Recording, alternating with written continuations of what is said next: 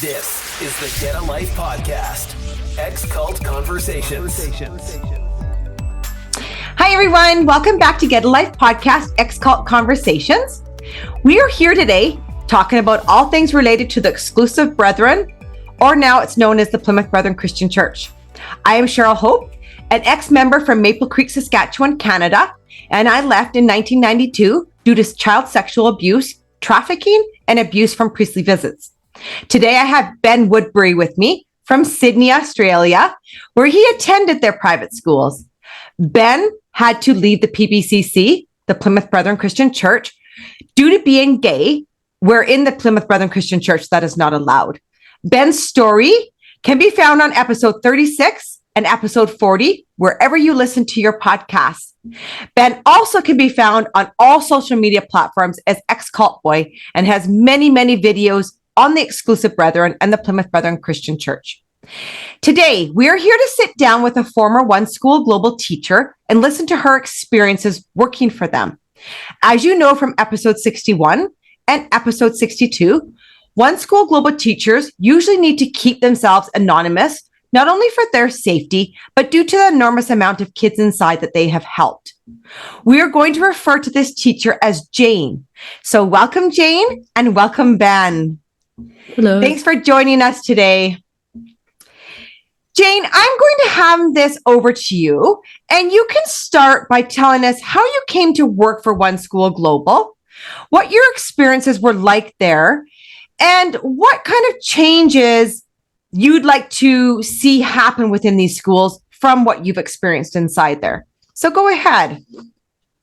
Okay, so I came to work at OneSchool Global via a recruitment agency. So I had applied to a job position and I got a phone call from the recruiter, and right from the outset, I was aware that it wasn't sort of a normal situation. They kind of pre-warned me. So they gave me a spiel about it being a sort of fundamentalist Christian group, that they were quite conservative, so on and so forth. And from the outset, I kind of got the impression that they were almost masking. So, you know, like right from the very beginning, I felt like I needed to read between the lines. So interesting you say that, because that is what I've heard from other teachers as well. That it made me want to, Google actually what they were about, because it didn't sound like they were telling me the whole story. Sorry, go on. Yeah, it felt like a sort of a pre-warning, or a, like you were being sort of molded to believe, or not believe, but, being prepared for something. Mm-hmm. So I had an interview, and really the first red flag for me was that I was told I had to wear a skirt to the interview. Right to the interview? Yes. Yeah. Wow. So I was told, you have to wear a skirt. They're very conservative, da-da-da-da-da. And for me, that was, I pretty much had ruled it out straight off. I went, oh, look, this is not for me. The first job I ever had, I had to, as a very young person, had to say, you can't tell me I have to wear a skirt. And so it felt quite wrong that was the message. But then I thought, I'll go and check it out. It's a full-time position.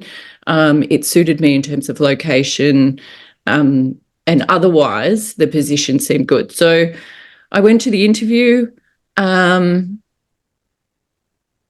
think even before I walked in, one of the concerns that I had, given that I had been told that the kids couldn't go on to further study after high school, was that there was this potential for the school to be kind of a front for a school, because if you take away the opportunity to go to university, then the end years of high school are kind of irrelevant. That the last 2 years of school in Australia are really directed towards attaining a score to get into university, pretty much. So I just want to stop here for just a second. So they specifically told you up front that there's not post-secondary school? Yes, yeah, that was part of the spiel that I got before I even went to the interview. What year did you start? I think it was 2017. So this is current. I just want to pause here to everybody, all of the PBCC spokesperson that deny this fact, that we have and I mean, we know this from other teachers that we talk to, but it's just, I want to reiterate right now on this podcast that she just said that they told her at the interview that there was not post-secondary school. So they've starting to rebut this a bit because we're putting it out into the public's eye about this, and they're denying it. So I just wanted to pause and reiterate this so that the listeners, and especially the spokespersons for the Plymouth Brethren Christian Church, can hear this. Yeah, no, very definitely known fact that they couldn't continue on after. And I think this is to make sure you're aware, right, when you're teaching us, because I was obviously a student there as well. And I knew that we couldn't do university. I didn't know why. Obviously now in retrospect, post-leaving, I know why, because, heaven forbid you start to have critical thinking towards your environment, right? So I know why. And it is really a waste. Those last 2 years were a waste. Like, I was a creative person in a normal world. My family should have harbored that and pushed me to creativity, like taking on creative subjects. I wanted to do art, and I was told no. I've since met my art teacher since she left the school, and she said, "Remember when you tried to do art? I was told that I was told we weren't allowed to, and with no reason. She was told we weren't allowed to because there could be a nude image or a nude sculpture in the final exam, HSC exam, and that is the reason why, because they couldn't have control over the material in the HSC exam."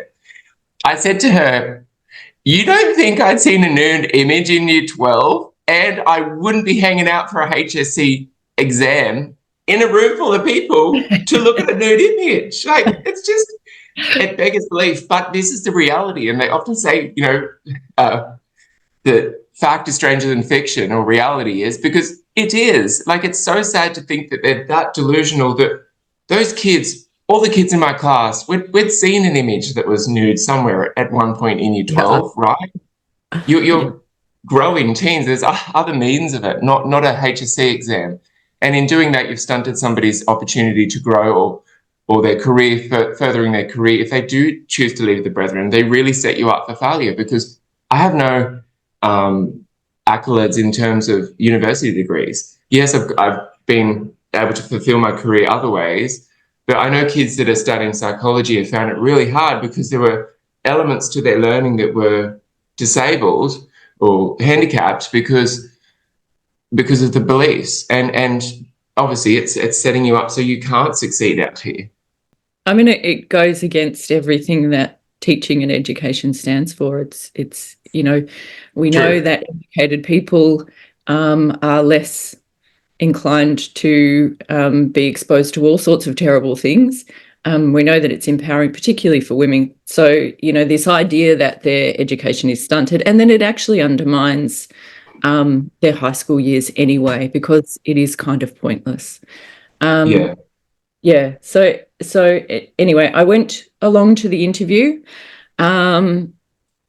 It was a little bit strange. And like I said, I'd pretty much already there were lots of red flags. I felt like it wasn't, I just had, this inkling that it wasn't good. But there was a particular person in the interview who had a fabulous resume, who spoke amazingly, and that person was really the thing that changed it for me. And then it was also convenient for me at the time. At the time, I didn't have a full-time position. It presented an opportunity that I wasn't likely to get elsewhere, and I took a 12-month contract. So I thought I'll do 12 months and then I'll sort of reassess. When I say reassess, I had no intention of staying. So I then had a second interview. For the second interview, again, I was asked to wear a skirt. And at that point I said, look, I've actually this is a bit of a problem for me because it goes against equal opportunity laws, and they're not allowed to ask me to do that. And at that point they said, oh, no, things have changed. You can actually wear pants now as a teacher. So once you're there, it's just for the meeting, because the second interview had Brethren members in it. I think in the first interview it had CAs, which are the campus administrators, so they're the Brethren representatives at the school. But for the second interview, there were more and more important people there. In that interview, there was, and the only way I can describe him is a creepy older man who came along and very quickly I realised the second interview wasn't about asking me questions or vetting me. It was about telling me what the expectations would be. So he told me then that I should turn up to work, that I shouldn't share anything about myself or my life, that they weren't interested in that, and that, made it very clear that they didn't want me to have any influence over students or to build any kind of a personal relationship with students, which is clearly, problematic as well. A good part of teaching is building those relationships. Exactly. And obviously you're a professional, so you know that there are boundaries, right? But yeah. I understand it's important to teach somebody something. You have to have some sort of connection with them, otherwise it falls on deaf ears. Yeah, that's it. So even, just relating to life. So it was made very clear to me they didn't want me to talk about my children or about, my home life, or not that you do really in depth, but there are times when you might refer to an experience. Yeah, exactly. So that was made very clear to me. It was a strange meeting because everyone is kind of really well behaved when there's an important person in the room. And I don't think workplaces, or certainly schools, are not like that anymore. They may have been a long time ago, but when you work in a school, you're working with peers, really. So even people who are in leadership, there's this understanding that we're all educated to a certain level, and it's not like the boss is the end say. That's not really how schools work. They're usually more collaborative. Anyway, accepted the position, and then I think I started straight away. So I started in the middle of a term. And, from the moment I walked in the door, it was very clear that it wasn't like other schools that I had worked at. I think I've been thinking about this knowing that I was coming on. One of the things that I noticed straight away, there were some strange things, like at lunchtime we had a bell that sounded halfway through lunch, and that was for the kids to swap play areas. So for the first part of lunch, the boys would have the courts, and then for the second half of lunch, the girls would have the courts. So that was, a bit strange. I don't think there's any school elsewhere where... And that, just to explain what that is, it's because the boys and the girls were not allowed to play together, right? Yeah, that's right. Yeah. And that was the same at my school as well, because, I don't understand what you think is going to happen in a playground in the middle of daylight, but yeah. When you mean courts, you mean like the playground, or is it? Yeah, like a basketball court. Oh, okay. Yeah. I don't believe the girls actually got any time on the oval. But I think we didn't have a proper oval, but we had a grassed area. I don't think that they were privileged to even have time. I was going to say, when I was at school from 2003 to 2009, I think it was. Gosh, that's so long ago. The girls were allowed out the back. It was just the boys there at that point. I think there were times where they kind of pushed the boundaries and just played all together, but it was definitely a boys and girls. Although you got some boys were kind of allowed to intermingle and stay in that area where the volleyball courts were. So it was like you said, the boys got the fair share of the meal. Yeah. Which is, I guess, in turn is setting them up for later on in life, right? Because that's literally... Yeah, yeah, that's nice. One of the things about that struck me really straight away is that they don't explain those things. They're quite secretive about them. So a lot of that stuff you kind of have to discern for yourself. And I have a very distinct memory, and I reckon it was probably in my first week of work, being on yard duty. So I'm out in the yard, and I believe I was probably taking over from the teacher and sort of asking her a question and getting the distinct impression that she was looking over her shoulder. So there was a lot of that went on the whole time I was there, being very careful what you said and where you said it. So, you know, whether that was not talking in front of students. And I mean, teachers clearly have conversations that are not appropriate to have in front of students. You might be talking about another student's learning or whatever. So that's not uncommon. But I've never been in a situation where people were nervous and kind of nervously checking who was listening. So there was this kind of really palpable sense of being watched or scrutinized and being worried about it. That's probably one of the things about working there that, you know, over time becomes more explicit and, you know, you have a better understanding of, is just that constant idea that you could do the wrong thing or, you know, be reprimanded, so lose your job for something that you don't have a great deal of control over. This is not an unfamiliar story, and I'm sharing this, and I know she won't mind me sharing it.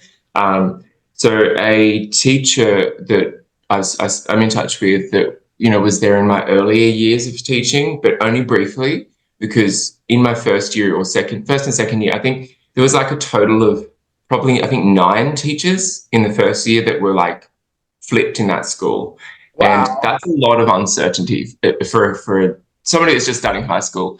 And I've been in contact with one of the teachers. She reached out and said, "Hey, I've seen your stuff.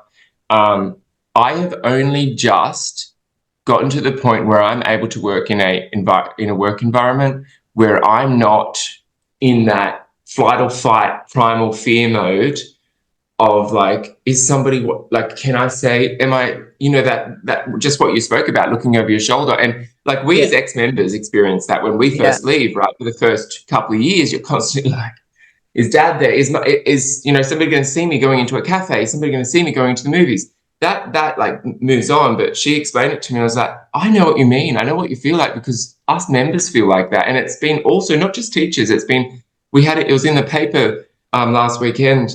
Michael Batchelard and Lucy Macken reported on in the Sydney Morning Herald, where ex-members of UBT, the main headquarters of the Brethren that's undergoing a raid at the moment, there were ex-members from ex-workers from there that said the same thing. The trauma goes with them, follows them on. Like it's a traumatic experience to have you every moment micromanaged. Yeah. And I mean, I think that's the thing. When I first arrived, I had come from a state school, and my very first observation was that the kids seemed to laugh more than other kids, which I soon discovered that there's kind of this veneer of innocence and then this really deep-seated anxiety. So the kids were also looking over their shoulders. They were also a little guarded about what they would say. I think that depending on the personality of the teacher, they would over time become more relaxed. And you definitely did. You had your best friend teachers. You know, growing up as a closeted gay guy in there, and I know that you know, there was another gay kid in my class who, and other years, like a couple of years above me, there were some more. Like there were obvious gay kids, and you kind of clung on to a teacher that you sort of aligned yourself with, or that you felt safe with, because you obviously, for me, I didn't feel that at home. And there were kids that became more relaxed with certain teachers, and you then would say things to them. And sometimes I remember it distinctly, one teacher saying to me, you can't say that to me. I don't want to hear that. Like, and I know it was about a boundary over how I felt about either me or my changing body or growing up, and it's within that community that probably alarms them, that did you ever find or experience that a child sort of gets close to you or explains something to you that you know you can't be hearing? Not. Look, I was very afraid of being in that situation the whole time I was there, because you're being pulled in two directions. You have your responsibility as a teacher and duty of care, and then you have a responsibility to, I guess, support or hold up brethren values. And those two things are often in conflict. Yeah. 100%. Yeah. And I hear this all the time. Yeah. You know, for example, in the Sydney school, there was a kid that was being abused. They reported it, but they know that the reporting system stays within the brethren hierarchy. So then their teacher duty of care is like, no, I need to report this to the police because this is not being taken care of. So it's like a tug of war between, like you said, the duty of care and maintaining brethren values. But like you said previously too, and I like to draw back to, often the school comes across, and in my belief, is just a veneer for a bigger, wider project. And as we're sort of uncovering with the Sydney Morning Herald, it's a business. It's a cult. Yeah. Education of these students is not paramount, because that's why they don't further the education, because if they did, they wouldn't have, and there's a reason why they used to call us young kids, the potential, because I believe they have the potential to maintain the cult or the potential to break away and break down the cult. Because if they didn't have kids, they didn't have the indoctrination, they wouldn't have the cult. Yeah. I mean, this is an interesting thing. Towards the end of my time there, one of the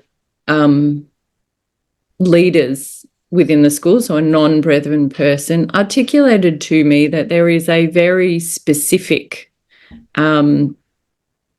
program system that they use. I guess because I'm female and I can identify with the girls, I often really thought about things from their perspective. But this person articulated to me that they very strategically set up boys to be stuck. So once they leave school, they get given jobs that they are paid very well for, that they wouldn't be paid nearly that much if they were out in the world with their level of education. They're encouraged to get a home loan. Yeah, exactly. Yeah, encouraged to get a home loan straight away so that they're stuck. They're stuck in the system. And it was really clearly articulated to me that's because the boys are at risk of leaving. Because when they're young, the outside world is tempting, I guess. It looks like it's exciting, that idea of freedom, and, young men, boys particularly, there's stages in development where they're separating from family or from parents, and risk taking and independence are part of a normal, for any kid, but particularly boys, that's part of what they do. So things like that, over the years, hearing more and more of those things, just horrifying to me, because you have a kid in, say, year 8 or 9 who's already realised there's no point in being at school. So you've got a young man who's there, he's bored.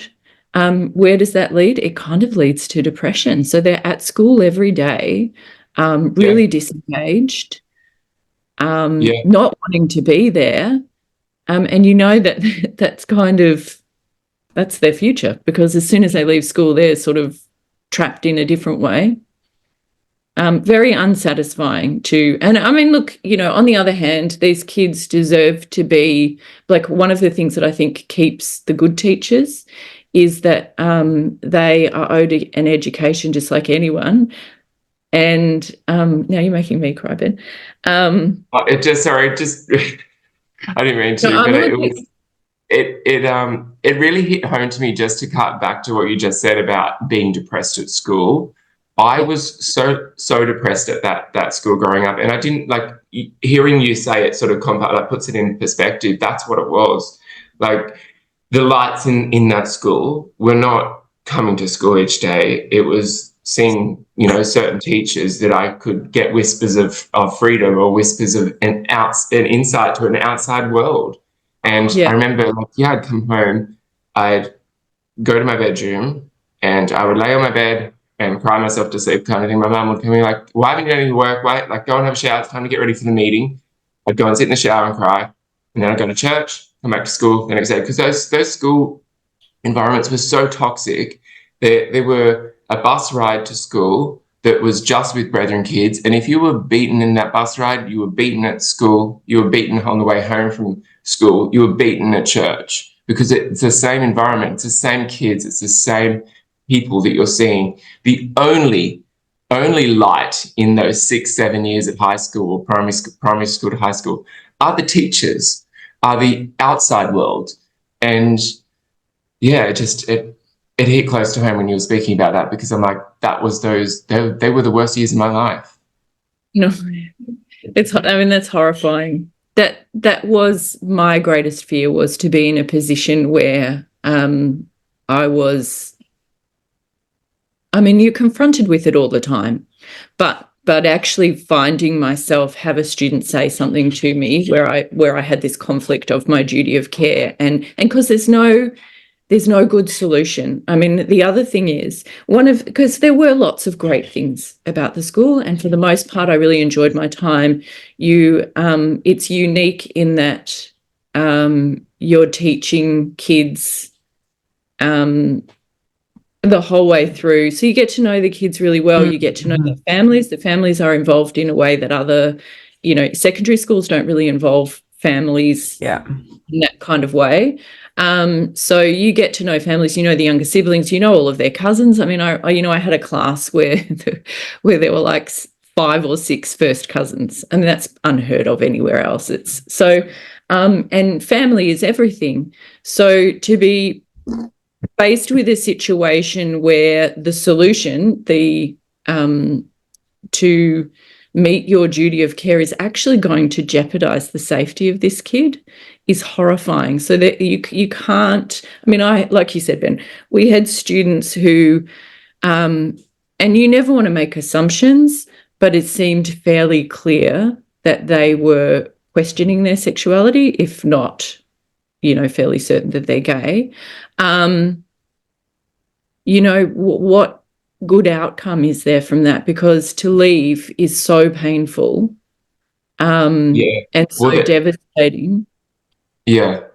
And Jane, like, leaving wasn't an option. It wasn't something I considered until I had started working. And I think I want to draw back to the reference to where you spoke about they were more worried about the boys leaving than the girls.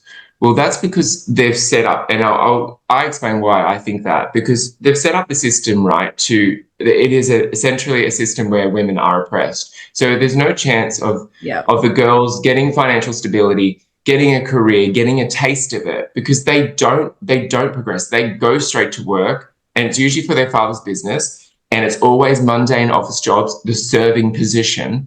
And from there, they are immediately married off. So they don't stay in the workforce long enough to get a taste for a career. And then what they do in the workforce, they hate so much, they'd rather be a housewife and a mum. So essentially, they don't have to worry about them because there's a system in place for the girls. But it's the boys, because, when you do get your first paycheck, then leaving was an option for me. So prior to that, at school, leaving wasn't an option. It was suicide. It was pretending to be straight. And what I'd heard, the chemical castration drugs. So they were the 3 options. And I know a former student of MET Sydney, he's also gay. He told me last month, he said, and it was something that I didn't tell him, he told me, and I'm like, these were the same 3 options I thought of through his whole school life. It was pretending to be straight, marrying a woman. He said they offered me chemical castration, or they said, kill yourself. So he said, I didn't know about leaving until I got my first pay packet. I'm like, me too. That's when you got the confidence to know that, hang on, I can probably get out of this place. Like, that's another option. I just wanted to cover that topic because you spoke about the girls not being a threat. I'm like, yes, that's so correct, because there's a genius system in place to make sure that they never ever think like that. Yeah. I think too, very early on, I noticed, because there are some challenges in educating kids who have this inherent lack of respect for education. And sometimes I wonder whether I've kind of just made an assumption, but over the years, the distinct impression that you get is that they have this idea that they don't need to go to university, that worldly people go to university because they're kind of stupid, that the brethren themselves are too clever. And the irony in that, the absolute irony. Yeah. It's like the Emperor's New Clothes story, right? Yeah. So it was palpable, particularly with the girls. I reckon it happened somewhere between term 1 and term 3. You could see the realization that this was their last shred of freedom, because the truth is, when they're at school, they're not actually with I mean, other than their peers, the teachers, the staff, for the most part, are not brethren. So they have this kind of moment of freedom where they know that the teachers don't really understand a lot of what goes on, because there's sort of that secrecy around why they do things. But you could feel them, and they'd go a little bit crazy. And this might be an assumption, but I'm fairly certain that the women are quite controlled always, in that somebody always knows exactly where they are. So they don't get the freedom to kind of wander off and do their own thing at any point. And this is really an assumption, but observationally, I'm not sure that the women were encouraged to congregate. So I sort of, when I first started, I had this idea that, it was this beautiful family thing, and that the women would all get together with their babies outside of school. But I think they're actually kept pretty busy doing their own thing, and there is a bit of a discouragement for big groups to get together. Is that correct?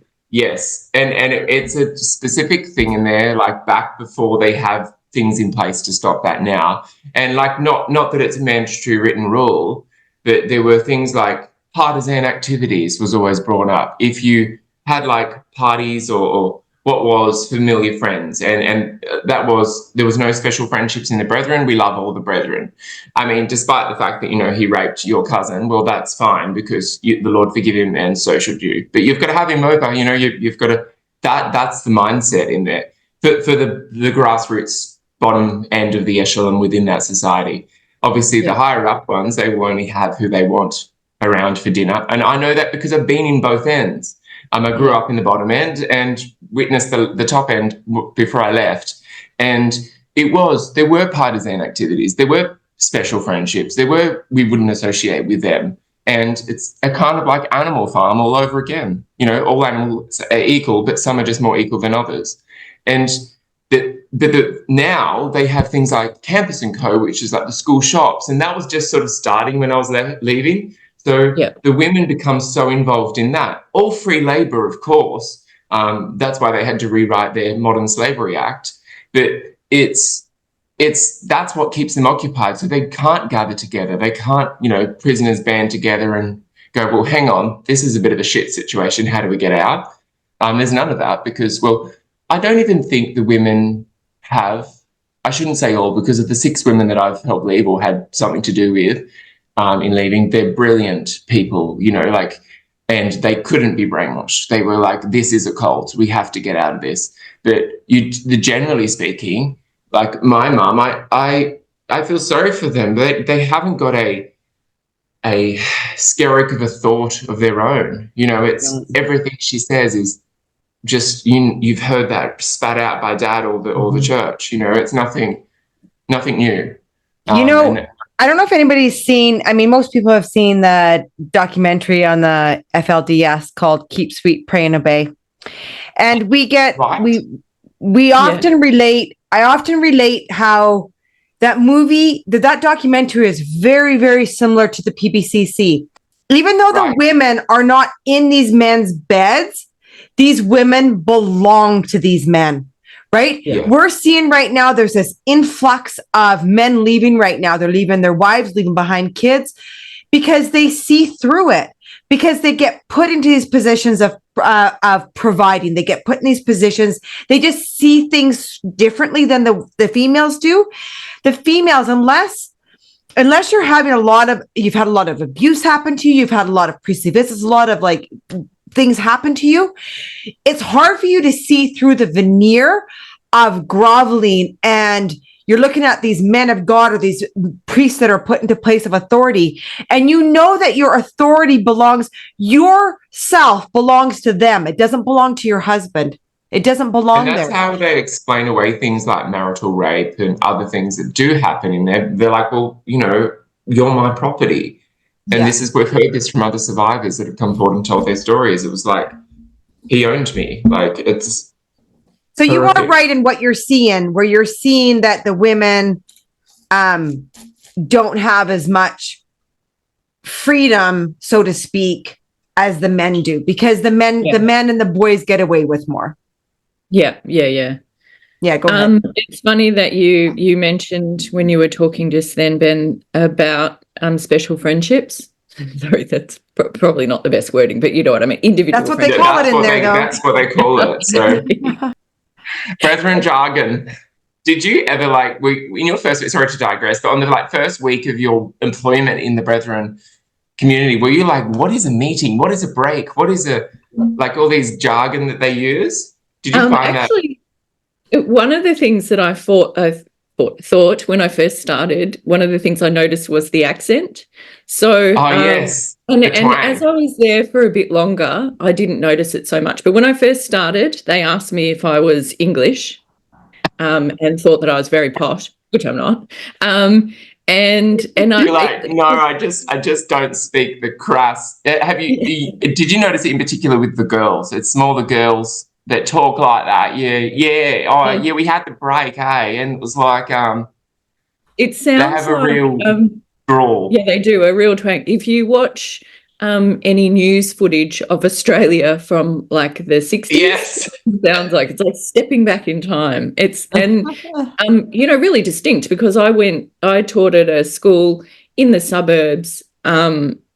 So, it's not like I was teaching in the outback of Australia where you might expect to be presented with that stuff. I did notice the accent straight away. And then also, not so much in their spoken language, but in written language, they would use there'd be this kind of formal language. Where is this coming from? And somebody explained to me that they when I started, they'd only just started having access to more books and the internet. Yeah. And so a lot of the language was actually taken from the Bible.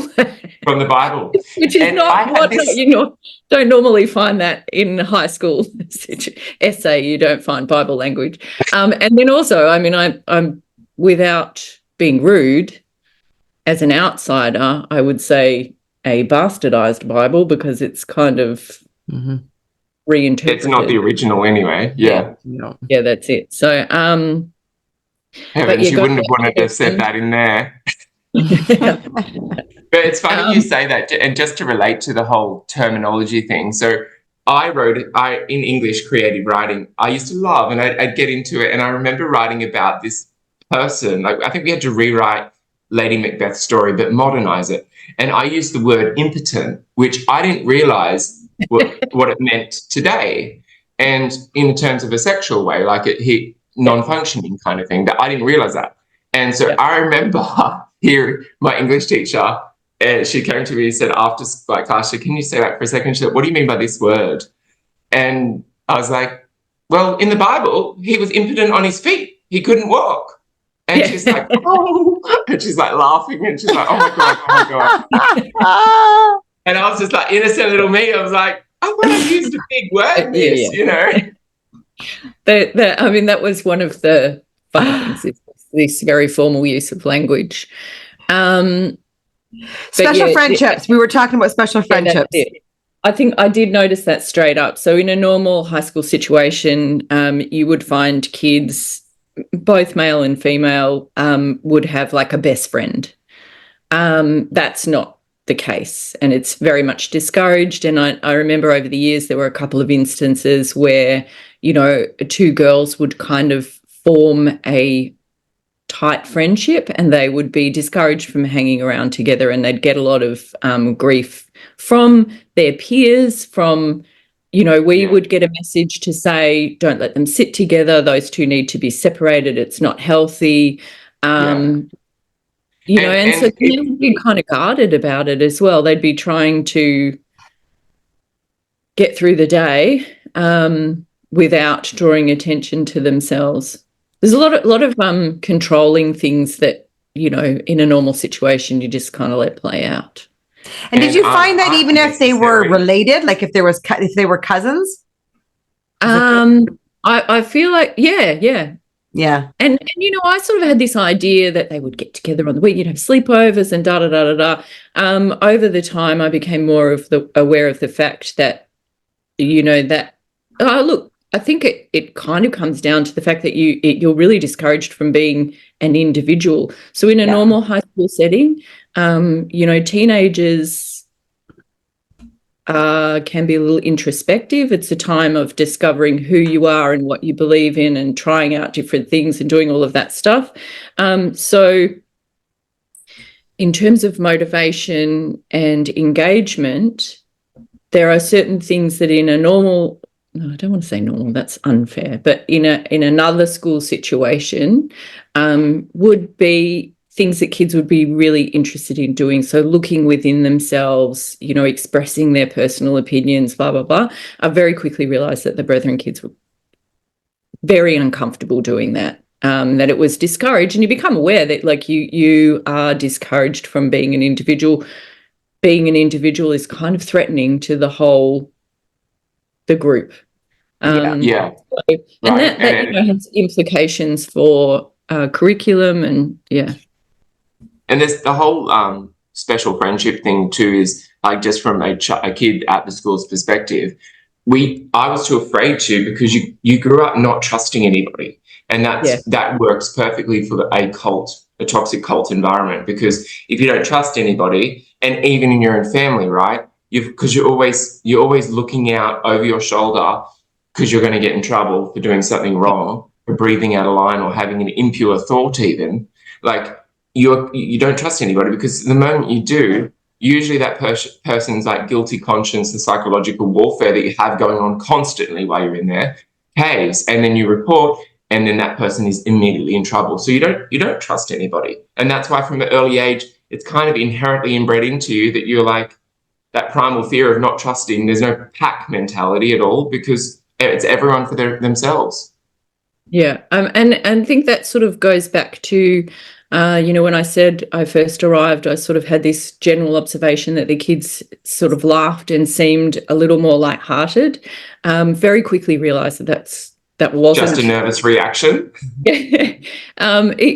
So, on the surface, they didn't have access to social media, so they didn't, and they're very uncomfortable with, looking at themselves or doing that stuff. So as a superficial observation, that appeared to be a freedom, as in they seemed less self-conscious than other teenagers.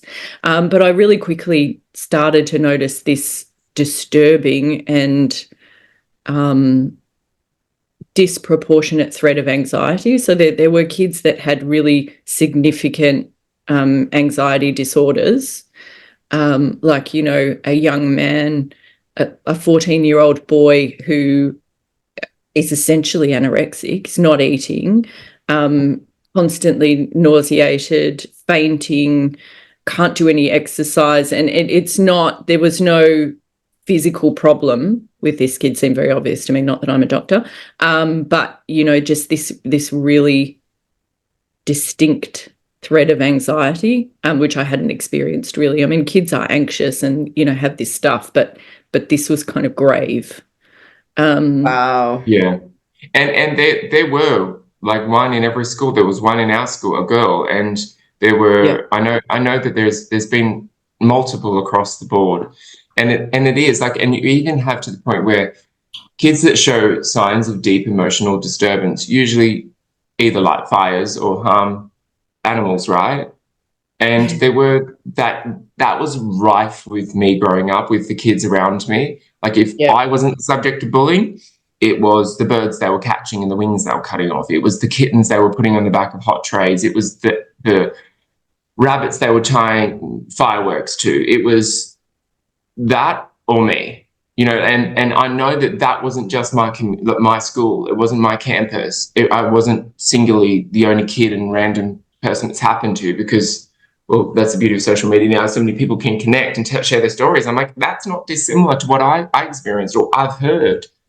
And it's rife within there, this whole line. And I think my point I want to make too is that those kids that come forward and have obvious signs like anorexia, or have obvious signs that they're battling mentally with their mental health, they're not given the help they're needing. Like, they are told that you're mental, and that's what you're branded as. And if your mom, or it's usually the women, your mom showed any signs of being slightly not capacitated to take on have the breaks regularly, or have like this, their lifestyle's very full on. You have to entertain continually, you have to constantly have your house in order. And so it's a lot of pressure, not only financially, but physically and emotionally and mentally for the women. So you have women that can't keep up with it and break down, and they're just like deemed as mental. And then the girls or the kids that come from those families are called the same thing. There's no underlying, there's no sympathy for kids in that situation. It's just deemed as mental. Jane, what would happen if you were to report something like that? Did you ever have to report anything that you witnessed? So the way that mandatory reporting works, there's a whole lot of things that you're kind of educated to see as red flags and reasons for reporting. I did have an occasion where I had a student who repeatedly turning up with injuries, and it was quite a difficult situation in that the particular student's father was a CA. Yeah. So that adds a conflict of interest, all right? Yeah. Yeah. So I was with another teacher, the form group teacher or the home group teacher, I can't remember what we call them, like pastoral care. Definitely didn't call it pastoral care, that got changed. Academic care, maybe. Anyway, the home group teacher. And this kid kept turning up with injuries. He came at one point with a black eye, and this comes back to, what you said earlier about hearing something you didn't want to hear. I think that in retrospect, so I unconsciously said, "Oh, what happened? Are you okay?" And then probably instantly wished I hadn't asked, because hearing anything might put me in a position. And so we have to act. Yeah. He described that he had given himself a black eye by pulling his sheet up in bed a little vigorously, which is clearly, that that's just like a cover. That Yeah. could have happened. Given that there was that I'd noticed, I think I spoke to my co-form teacher, who was somebody who really chose to have their head in the sand, so that there wasn't even a discussion, and then I reported it. Often on that note, the people that do have their head in the sand, it's because they've witnessed something. So I know that for a fact, because a former teacher has spoken to me and apologized and said, "Look, I had my head in the sand because I didn't know how to deal with this." Yeah, look, teachers have lives, so we're all there for different reasons. We've all got different stuff going on at home. And I definitely don't want to kind of throw shade on anyone, but I think the schools attract a certain kind of person, because, for me, it got to a point where I looked around and I thought anyone that I respect and think is a good teacher and a good person leaves. This is exactly right. A teacher sent me a message saying early on, like last year when I started talking about it, and said she came to the conclusion that the only people that could work there and last there with longevity were either people that had the same ideals, so they were either sexist, ageist, homophobic, or can't remember the other one. But yeah, There's a list Or of things that she ran through, and she said, I think that might have been me, actually, that "Oh, said was that. it?" I think so, yeah. And so it's like either they're innocent in that they don't see a problem with it, they actually, their values align, or they don't care. Neither of them. But then that might begs the question for me: why are you in a job that has its sole responsibility is the education of children, is the safety, is the harboring, the nurturing of children? Don't take up a job that involves that. That's the first, the priority in your job, right? Is the care of children. Yeah, I mean, look, I guess there's a reason why they have to put into law this duty of care, and that is that not everyone innately feels that responsibility. They have to make it explicit to some people. Do you know if they had a safeguarding policy in place? In what sense? When it comes to spotting sexual abuse? Well, it's law. So teachers have a duty of care. We're personally responsible. We do training, which we upgrade yearly. So every year we have to kind of tick over updating our understanding of child safety and duty of care. I mean, the insidious thing about the brethren is that you feel like you're constantly in this position of threat, and you're worried about doing the wrong thing, and I think it is often impossible to meet your duty of care and satisfy the brethren. A lot of it is for show. So a couple of examples of things that happened over the years. I was still there at the beginning of COVID. So we were, in Australia, lots of the states had extended periods of home learning. We were in a period of home learning. I think maybe we were kind of at an in-between point where we were back on campus, and an email was sent out to teachers referring to the fact that a student had accessed the kids' helpline on their school computer. And so the gist of the email was, is there any educational reason that child has accessed that website? And if not, then it was an ICT breach, and that kid would be reprimanded for using their computer to do something against the school rules. Now, that to me... So just help me understand this. Why would a kid reach out to a kid's helpline? Yeah, exactly. And then be reprimanded for it. That's awful. Yeah. And you're saying that the kids' helpline is for kids that are like, if I was suicidal at high school, which I was, like I had those thoughts, I would reach out to that? Yeah. Well, I mean, my assumption is that within the community, the expectation is that you would reach within for help.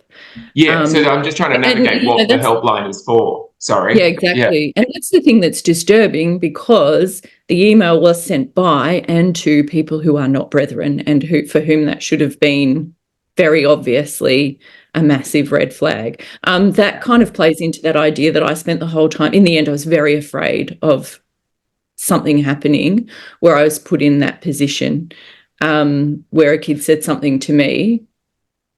And so that's awful, because you do, I have children.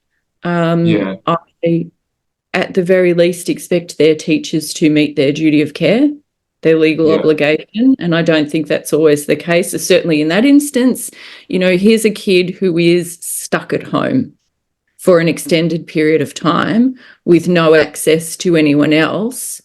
We didn't get, like, I feel like obviously there are privacy laws that limit the sharing of information, but I think at other schools there is there's an effort to make sure that teachers are aware if there's something going on at home, and that might not be specific details, but a child will be flagged and you'll be keeping an eye on stuff. That didn't happen. I believe that this particular student, it was known that there was some issue, but they were stuck at home, and they've accessed this kids' helpline, which is clearly a cry for help, and it was interpreted as a breach of ICT. So and this is the issue I have with all of this is it's turned around and said, "How dare you?" to the child, most likely. This is against Mr. Hales. This is against the fellowship. And then they turn around and say, "We don't know why you call us a cult." Like, look at your behaviors. Look at what happens when a child is reaching out for help. Like, I know because I've been in a similar situation. It's so disturbing. It's so hard not to let my emotions override this one. This is heart-wrenching. It's absolutely heart-wrenching to know that a child knew enough to reach out to a helpline and then gets reprimanded for it. Yeah. Between you and the teachers that you know, when things were reported, what happened with you and your peers if things were reported to CAs that were brethren members of the children that were there? Do you have any experiences where the process was halted due to conflict of interest?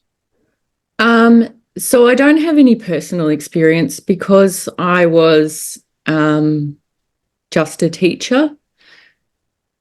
We didn't, depending on who the CA was, but we didn't really have a great deal to do with them. And the first point of call would be to go to leadership within the school.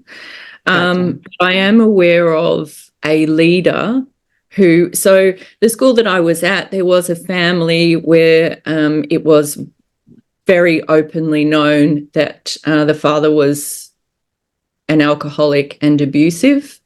So these kids are living in a situation of domestic violence.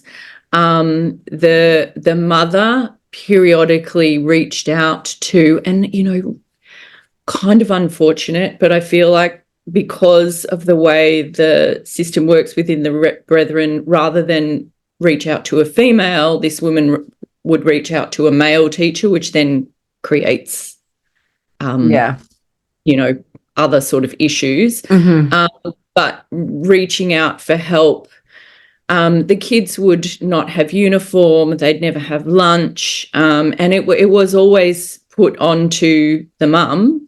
She's hysterical, she can't cope, her and rightly so, living with an abusive alcoholic. Yeah, exactly. This is the thing, they always put it back on the woman. And the same with my school. There was a kid in my class that we all knew he had an abusive, a family environment that was abusive.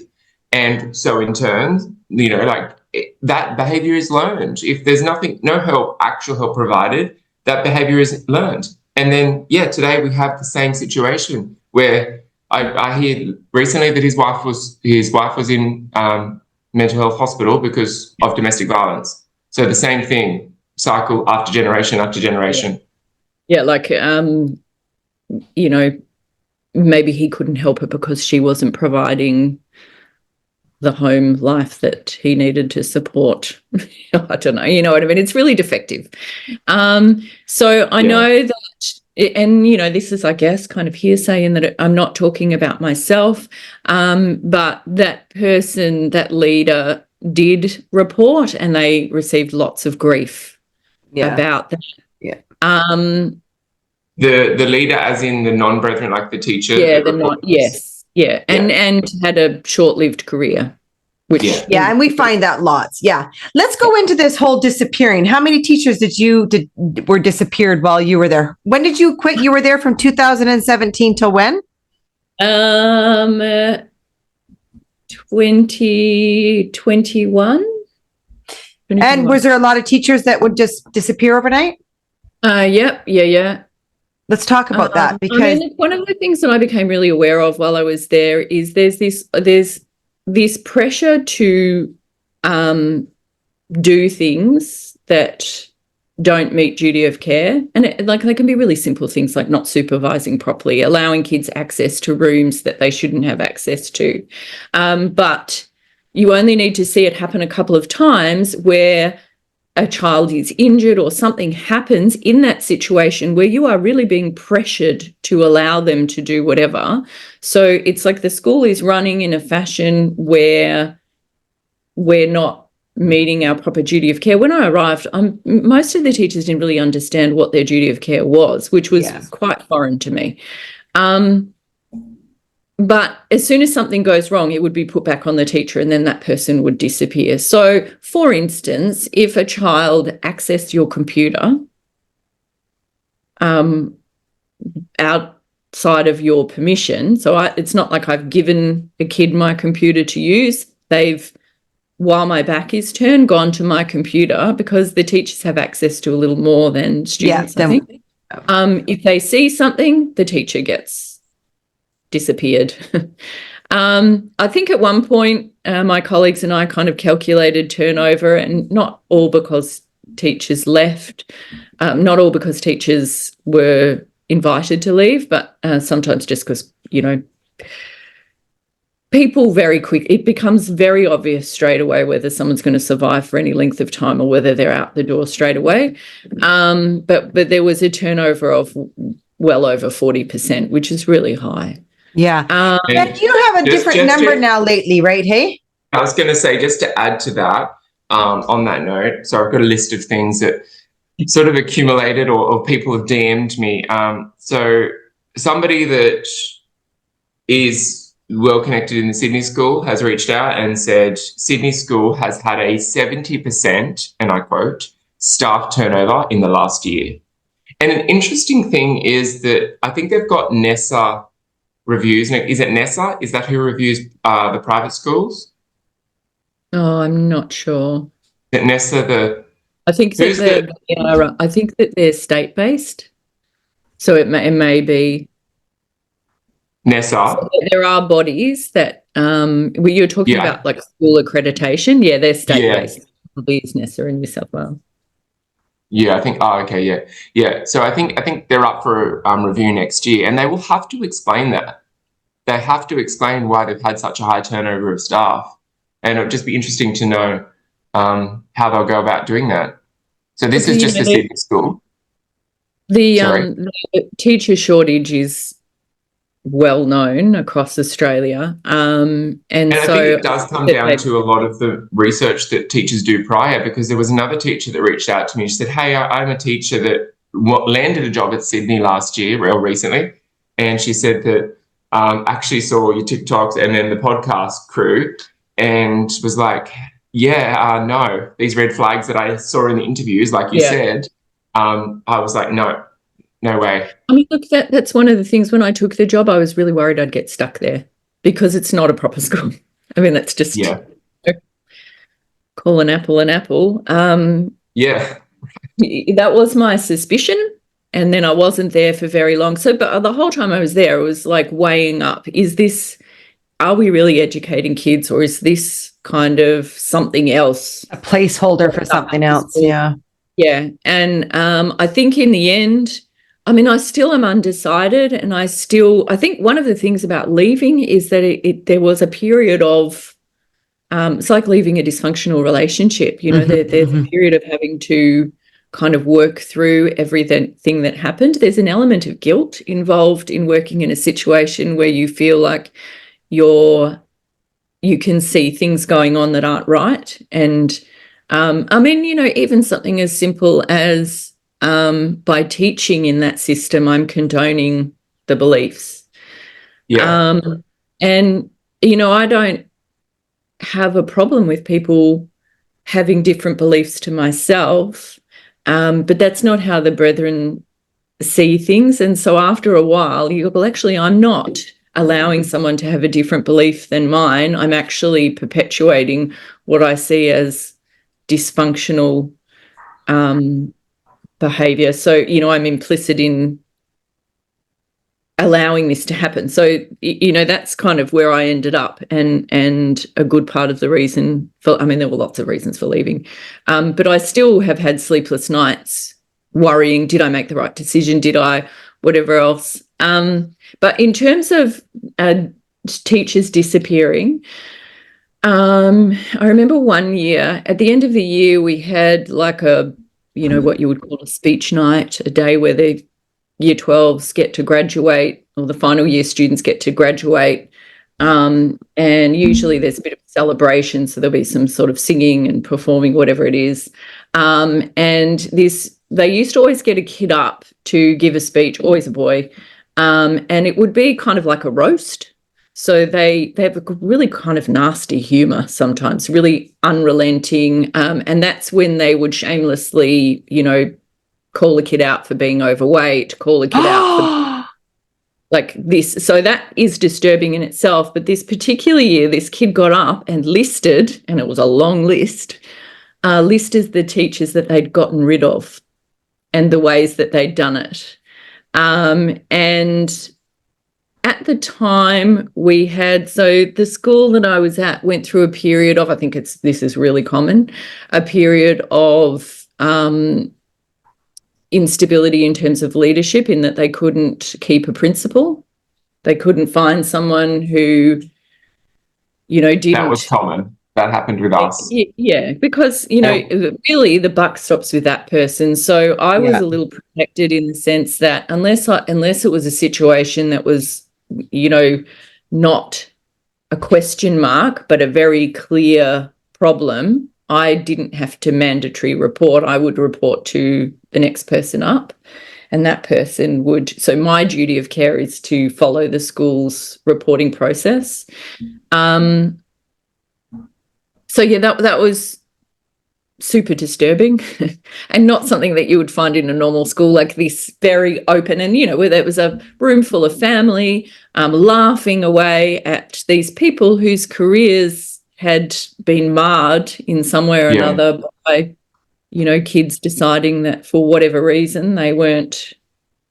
And I had a recent leaver of teacher reach out to me and say to me, it's already a risk you taking on this career choice and having it on your resume. It's already a risk because in the real world, you're already behind, like actual employees of other schools will already know you're behind in advanced things like technology or literature. Like you're already you're stepping back into a very restricted time capsule almost of a school that doesn't further your career. It doesn't give you credibility other than resilience, that you're a resilient teacher who can work in extreme environments, correct? In the sense of dealing with personalities and the leadership that run the school. There's no benefit to your career. She said in some ways it's jeopardizing, because at the end of the day, the people, your next employers, because obviously she's gone out, found a new career, new job still within teaching, but they were like, why did you work there? Why did you stay in that environment? And how do you explain this career choice? We want the best for our kids. How do you explain, did you agree with those values? Did you, what made you stay there? And because there's no benefit, there's nothing that adds to your resume. She's just finding this out now, and she's like, it's a thing I didn't think of. Mm-hmm. I think that's one of the things when I started, I had this big question mark over how it could be a real school, whether there was really this kind of motivation to educate. And I don't think it was ever actually articulated to me, but the impression that I got, I feel like I was led to believe that they were going through a transition. So the genesis of the school, I think, is that originally kids were being homeschooled, often by people who weren't schooled very well themselves. So that's clearly problematic.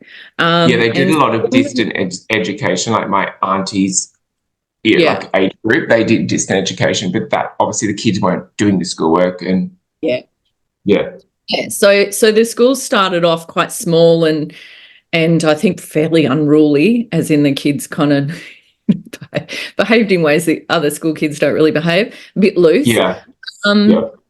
And so my understanding was that they were moving towards, it was kind of like this reforming of the school, trying to make it whatever. And there did definitely a veneer of that. So, I mean, one of the strange things that happens, I mean, there's so much to talk about. It's okay. We have lots of time. is this marketing of the school. So we used to have groups of people that were bought through. And when I started off, I was at a very tiny campus, and then I ended up at one of the bigger, newer campuses. And we'd have people coming through, showing them how the school was set up and the technology. And there's like this big sales pitch about how amazing it is and whatever else. My experience, my understanding was that that was very much a veneer, and you know, you can have all the technology in the world, but unless you're actually using it properly, Who were they showing this to? Like, who were they? Was it other Potential. So there were university groups, other schools that are moving towards that kind of stuff. All sorts of people. Like, I think at one point we had some politicians come through. Of course, and it's like that's where you like alarm bells would be ringing, right? Like it's almost like North Korea when you go and visit. You've got like a whole charade of actors playing this happy normal life, and you cannot deviate from that path. It's the oldest trick in the book. It's very uncomfortable and not really how teaching is. So I remember, you know, they'd identify teachers that they sort of felt were doing good stuff. And because, like I said to you, you know, we did have some great teachers. Usually they didn't stay very long because it's inherently unsatisfying to work in an environment where you quickly kind of realise that it's not student-centred and it's not really about educating. So there'd be this kind of sales pitch. They'd bring people through that what they wanted to see is that you know, were using Zoom in a collaborative kind of way. Maybe you've got some extra stuff going on, like an extra camera. Maybe you're doing something practical in a science class or whatever. You know, they wanted you're using a microwave because you know it's a common misunderstanding that brethren don't have microwaves because they look like a TV. Actually, like it's them trying to you know myth bust essentially because they're trying to repair the image of themselves in the real world. Yeah, I know too. You know, they have the.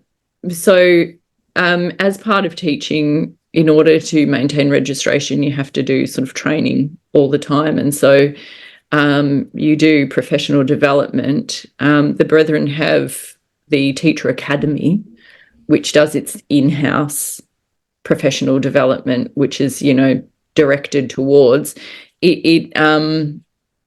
It's all about sustaining itself and providing itself with business. So the schools are constantly upgrading, which seems amazing. You think, oh, you know, they're really investing in this education and this institution, but you quickly sort of discover that they do strange things like, you know, setting up a kitchen for a home economics class or, you know, food studies, whatever it's called, and there's no consultation with either, you know, architectural groups that are familiar with schools or the teachers. And so they set up a kitchen that's got amazing stuff in it, but doesn't allow you to supervise properly.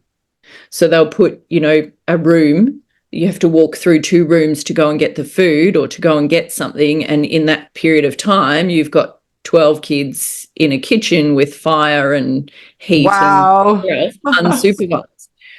You kind of realise, and then you go, hang on a second, the people that are installing this stuff, they're all Brethren businesses. That's right. I was going to say, and then the penny drops, right? And we've done previous podcasts about this that Cheryl's crew have done, where it highlights that a lot of this is for a bigger picture organisation. And I've said multiple times that I believe it's all interconnected, and the school is anything but a school. For me, when I look at it, it's a babysitting program for them to funnel money through, right? It gives them it's very, really, very brilliant plan at the expense of their future generations, which they're and at the expense of the grassroots families that like yours, Cheryl, and mine, that have to, you know, continually send money to the school because, well, we're upgrading for your children. So we have a list of like books that are not allowed in these schools. I'm sure they gave you stuff that you're not allowed to teach from this, you're not allowed to teach from that. What did you have one of those? Very, very definitely had to be really careful. Look, you know what? The thing is, there's this. It's everything is a veneer. So there's this this outward suggestion that everything is very controlled, and if you want to show a video, you have to get it approved and blah blah blah. But the truth is, the process isn't set up. So if you were to wait for approval, you'd never show them anything. So mostly, it actually came down to your ability to find appropriate materials and show them, and make sure that you didn't show something inappropriate. I remember when I started, I was in the staff room and I noticed a teacher with a big black marker blacking out sections of a textbook. So, and then pulling out pages. So they do get the textbooks printed, particularly for science or, I think maybe, I don't know what you call it, PE or health studies, where there's anything that is looking at any development. diagram of the human body, essentially. Yeah, that's what I remember, because they'd be stuck together back in my day and you just pull them open. Yeah. So they would, that person was editing a textbook because they'd ordered however many copies and ended up with one not enough. I did have a situation once where I had one of my Year 12 students who was in a Zoom class from another campus, so they're not in the room with me, get up and leave. And I'm like, what's going on? Why has he left? It was because I'd created this PowerPoint and I'd used an image as a background, and it was really innocuous. I think it was like a period in history, and it was just a line drawing of something. And in the background, it had what was essentially a stick figure. So it was like not a stick figure. It was like an outline of a person. Like a silhouette. Yes, yeah, sort of. You could see the shape of their bottom. And so this kid had gotten up and left because he was disgusted that I'd shown this obscene image. I remember being quite paranoid that I was going to get in trouble for that. And then, there were, you definitely had to be very careful. Like subjects like history and English, you would be really careful what you show them or what they read, concepts that you might not even know, because they're not open. It's very secretive. Their opinion too, right? Like your opinion was very stuck, and that incident reminds me of something that as a child growing up in there, I was in Year 7 and we had a teacher that expressed her view. It was her first year working, and she expressed her view of her disdain for what George Bush did going into Iraq and Middle East, right? Yep. Growing up in there, you were pro-George Bush, you were pro-John Howard, you were pro everything that was right-wing Christian, everything that was like suited and that we heard from our parents. So when she mentioned something about that, like I remember my instinct was to arc up and protect, and I'm so ashamed of it now because I have the very opposite view to what I did back then, right? But I remember just lashing out on this poor teacher, and I remember her fear of being like, holy shit, I have said something here that I just saw the cogs turning, and I instantly regretted it, thinking, oh my God, this poor woman is like terrified, because she was like straight away confronted with a child that was like, this is a conflict of our what we believe in, and if you're not aligned with that, then maybe you shouldn't be teaching here. And it was a very, I regret doing that. Interesting turn of events with that particular teacher. She climbed her way all the way to the top and would have witnessed so much. And it's really, really disappointing for me, for somebody like that. And I get it. You've got kids, you've got a family to provide for, but at the end of the day, you have children. And you know what us kids went through. You know what kids went through in terms of abuses that you would have seen, because you were at the top, you witnessed a lot and you hid a lot. And then we all said, she's climbing too close to the top. She's trying to be a brethren. She'll get kicked out. And sure enough, she was disappeared, because she was right up in at OneSchool Global head office. She ended up there. She ended up quite high up. And then she was just disappeared. And sure enough, like everybody knows, that she was given a brilliant pay packet and to keep quiet. And we all knew that inside. And obviously everyone else outside knew that as well now, because that's what happens when teachers disappear and don't say a word. You know that got some pretty healthy money sent their way. Mm-hmm. And it's just so disappointing, so disappointing. You could be stopping a generation of, a cult could be stopped, and you have the power to help that. Like, it's the straw that breaks the camel's back, right? It's the money. I hate that money still talks in this world the way it does. Jane, did you find that certain students had power over you? Like, did you, we've had other teachers come on and talk. What was that? Yeah. I said based on family name, even? Yeah. Like, what was the hierarchy like there for you? Yeah. So, as with everything, they're really secretive. So they don't, they definitely didn't ever express to us families who were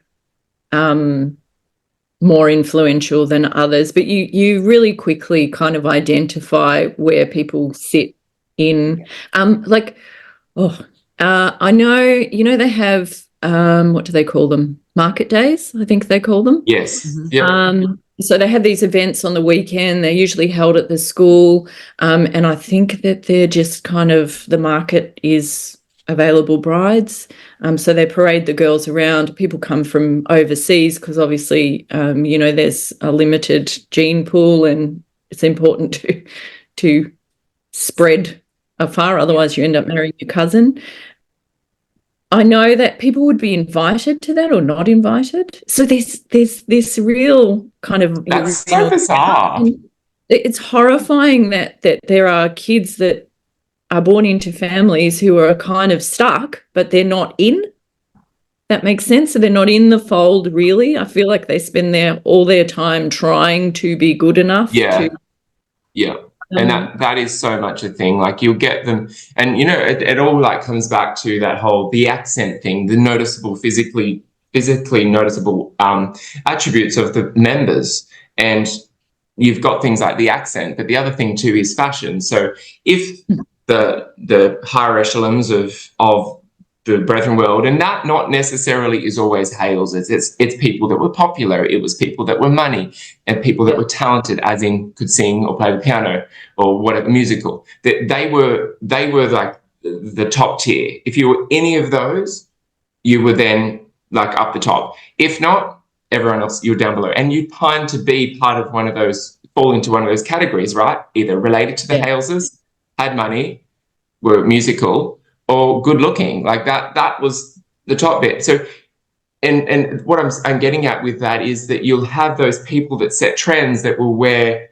in my day, I saw the fad of the long denim skirts change to the brand Mimco that they all went through. And then it changed to like puffy headbands were a fad, and then cutting your hair a certain way. Back in my auntie's day, they all had a buff, they used to call it, or like the LDS. And then it's one of the trendier girls, the more respected ones, started parting their hair. Then they all did it. You will notice it more so with the women, because what else do they have to live for, right? But it's the same thing with the houses. It was a huge theme. Like back in the day, there was folk art, and then it was. Meanwhile, this is all like they're already 30, 40 years behind the rest of the world with these trends. So what I experienced growing up was.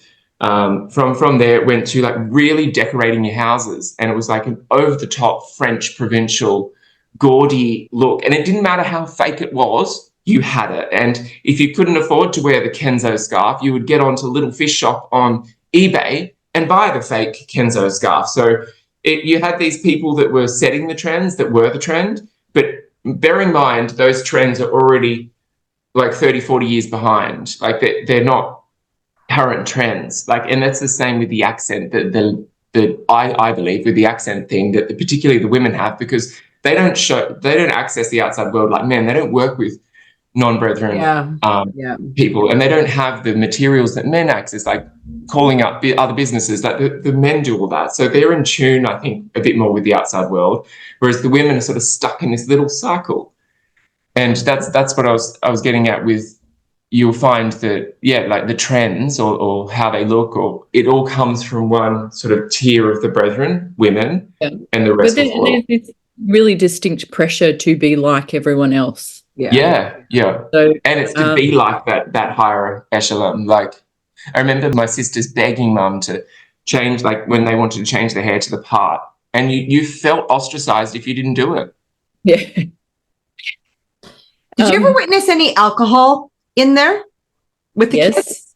So that Sorry, I shouldn't laugh, but so I was just disturbing. like, you're setting her up for an answer there. Like, that's so obvious. Yeah. When I first started, I remember the kids had to, as part of one of the subjects, I think it's health, they did a unit on alcohol and they had to create videos. And so I remember we played the videos. I think it was like maybe a year 9 class or something.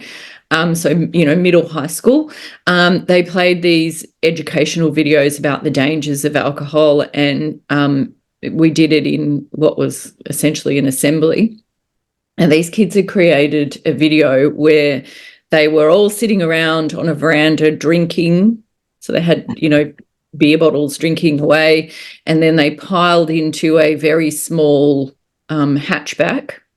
Now, if there was, because they were driving, if there was actually a supervising adult, they had to have been in the boot. There was all the seats were taken. They videoed this thing. So in the video, the kids are driving illegally because none of them were even old enough to have a learner's permit. So, oh my God. and then, the gist of the story was they had a terrible accident, someone died, and then in the video, the kids were at some poor random person's grave with flowers pretending to be mourning this dead person. So the whole thing was problematic. And I remember standing in this assembly looking around thinking, are any of the other teachers thinking that this is disturbing? This is like so wrong. But sometimes people would have been in the system for so long that they no longer noticed when things were a bit off. Right. It's that overexposure, and then you become desensitized. Yeah. Stay tuned for part 2 as we dive into the alcohol issues, testing issues, and end up in tears to Jane's message to OneSchool Global. How can you support Get a Life podcast?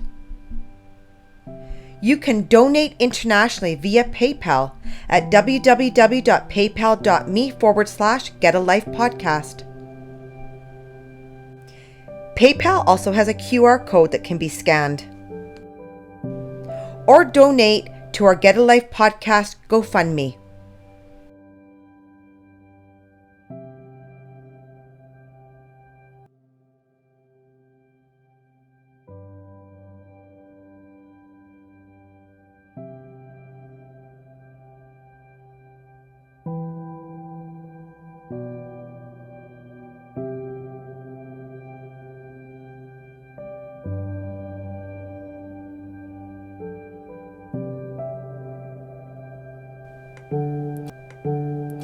If you're in a high-demand religious group and need help, please go to oliveleaf.network. To share your story or be a guest on the show, email info.getalife@proton.me. Check out www.get-a-life.net for Get a Life merchandise, books, and ways to support or get support. Please remember to like this video, subscribe to Get a Life, and comment.